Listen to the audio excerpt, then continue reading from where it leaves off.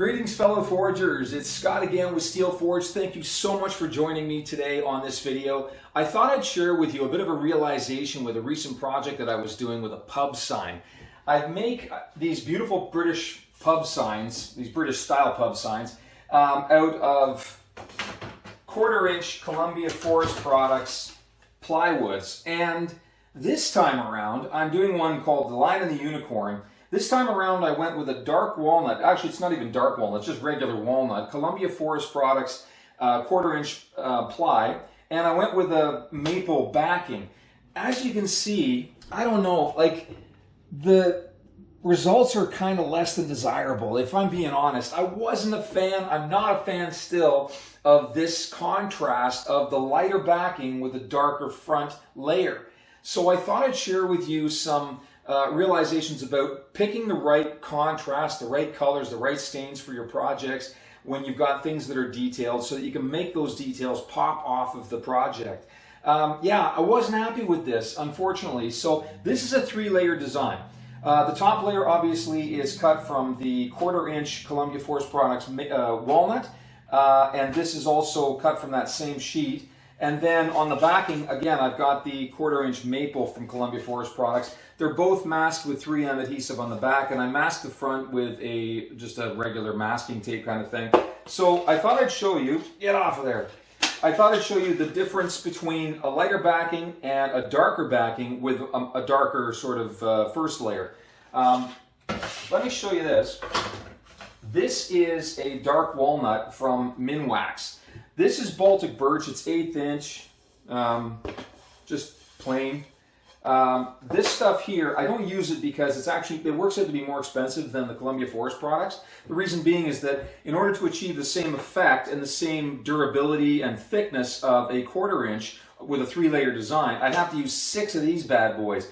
So at $3, roughly $3 Canadian a pop on the Baltic birch, and about $4 to $5 a pop on the Columbia Forest Products 1/4-inch, I got to use twice as many of these as this to get the same effect, right? With the same thickness in terms of the finished product. So it just is more expensive. So I don't actually use these, but we do use them for test runs, staining, things like that. So I'm using it to illustrate what I'm saying about contrast today. You can see how the detail of this particular layer now pops right off of the background when I use a darker stain. The other nice thing is too, is if you've got a naked wood and you've done a stain, you've got this sort of, with a darker stain against a rough kind of naked wood sheet or ply, it still shows up with this beautiful wood grain. Some of the more opaque stains will make the wood grain disappear, and I don't know if that's necessarily desirable either. I kind of like the wood grain to show through, so just something to be mindful of. I'll show you what I mean. You've got, this is the classic gray from Minwax as well. You can see what I mean. You can sort of see the wood grain with the gray, but it's kind of washed out because this is more of an opaque color. There's more pigment to it than, say, the dark walnut. Yeah, this is dark walnut. So I'll show you what I mean in terms of color of staining as well. This actually is the same walnut that I used for this layer.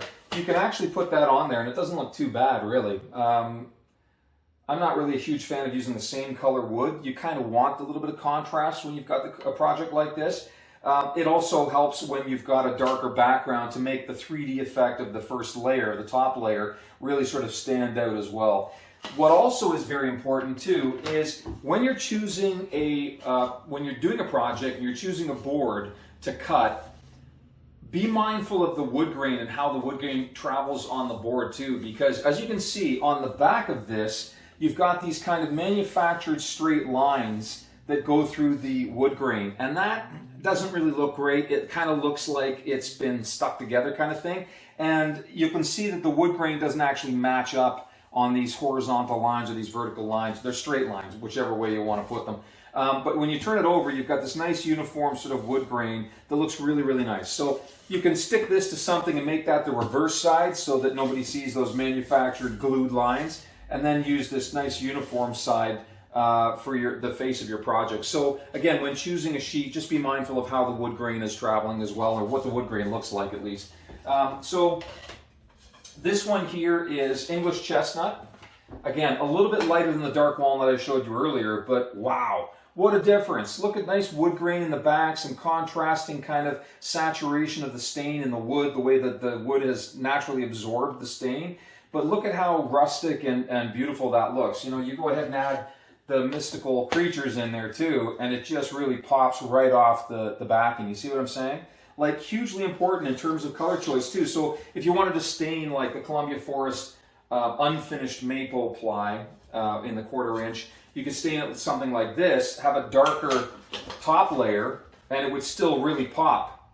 So it almost looks like this is the same color as the backing. So again, just be careful about elements that you're choosing and how colors, you know, sort of operate with one another, contrast with one another. Certain colors, you know, are more pleasing to the eye than others as well. Like if I was to go ahead and put this top layer on something like this Bleach Blue, for instance. This is also, this is a Varathane brand, Bleach Blue. Now this has got some great application. We actually use this stain in a project that we do for a Parisian hotel towel holder, which incidentally will also be bringing out like a Hamptons Beach kind of vibe, household things like towel holders, toilet paper holders, that sort of thing. We also do a Paris hotel one that uses this Bleach Blue, and it looks really, really good with a darker navy. So again, even though it may not look good with this particular project, it actually has great application for other things, darker blues for a nautical theme, that kind of thing. But it just doesn't look great with this particular project or this particular color of wood, this walnut.